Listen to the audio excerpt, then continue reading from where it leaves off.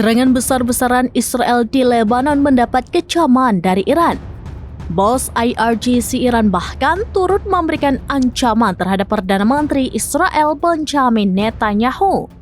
Panglima tertinggi pasukan Garda Revolusi Islam Iran atau IRGC Majen Hossein Salami mengutuk keras serangan Israel di Lebanon. Salami mengatakan Israel akan mendapat balasan mengerikan dari poros perlawanan. Ia menuding keputusan Netanyahu sebagai pemicu serangan besar di Lebanon.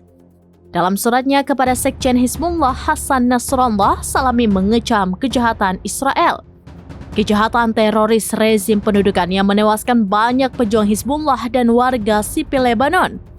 Kemudian Salami memuji Hizbullah, warga Lebanon lainnya yang telah mendukung perjuangan warga Palestina untuk melawan Israel. Sebagaimana diketahui pada Selasa dan Rabu pekan ini, Lebanon diguncang oleh serangkaian ledakan yang berasal dari pagar, walkie-talkie, ponsel, dan lainnya. Ledakan itu dilaporkan menewaskan puluhan orang dan melukai ribuan lainnya.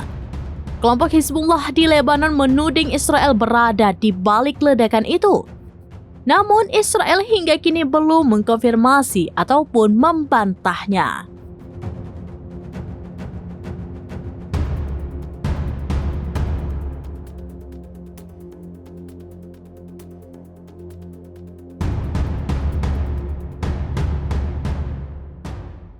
Download Tribun X sekarang, menghadirkan lokal menjadi Indonesia.